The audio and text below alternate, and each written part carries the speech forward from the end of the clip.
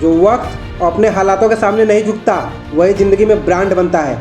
जब किसी के बचपन में ही उसके माता पिता के बीच कहा सुनी हो जाए और तलाक हो जाए तो बहुत से लोग टूट जाते हैं, पर एक व्यक्ति ऐसा भी है जो अपने हालातों के सामने नहीं झुका। जी दोस्तों, मैं बात कर रहा हूँ करोड़ों यूथ की इंस्पिरेशन, आइडियल और बहुत बड़े इंडस्ट्रियलिस्ट रतन टाटा जी की, जिनका जन्म 28 दिसंबर 1937 को नवल टाटा के घर में हुआ था।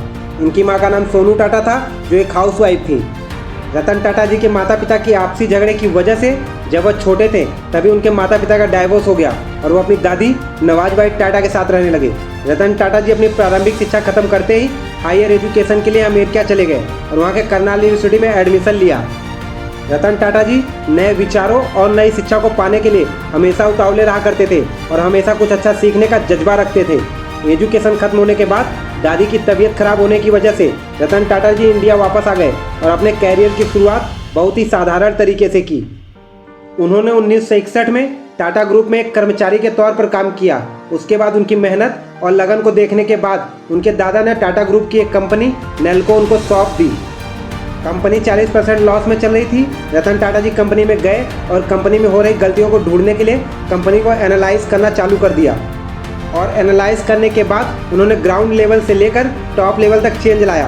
रतन टाटा जी के लीडरशिप में नेल्को कुछ सालों में ही प्रॉफिट में आ गई।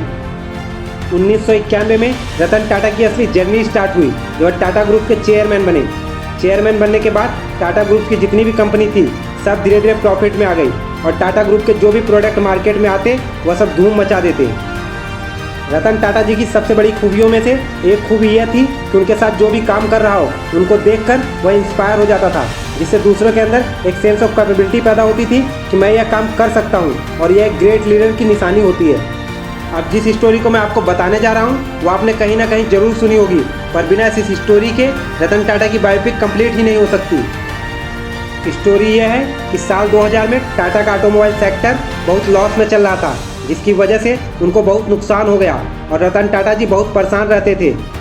तो टाटा ग्रुप के मेंबर्स ने उनको सलाह दिया कि वह कंपनी को बेच दें। न चाहते हुए भी रतन टाटा जी को उनकी बात माननी पड़ी और रतन टाटा जी टाटा मोटर्स को बेचने के लिए फोर्ड के मालिक बिल फोर्ड से मिलने के लिए अमेरिका चले गए। बिल फोर्ड से मिलने के बाद रतन टाटा जी को बिल फोर्ड का व्यवहार पसंद नहीं आया।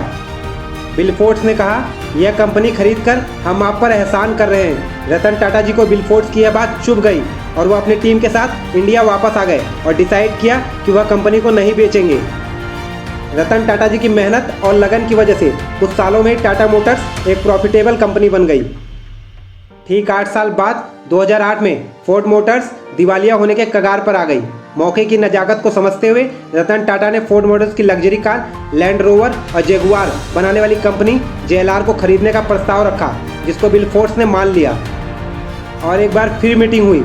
इस बार मीटिंग में बिल फोर्ड ने रतन टाटा से कहा, आप हमारी कंपनी खरीद कर हम पर बहुत बड़ा एहसान कर रहे हैं और आज JLR टाटा ग्रुप का हिस्सा है। रतन टाटा जी चाहते तो उसी मीटिंग में बिल फोर्ड को जवाब दे सकते थे, लेकिन महान लोग मुंह से नहीं अपनी सफलता से लोगों को जवाब देते हैं। जय हिंद, जय भारत।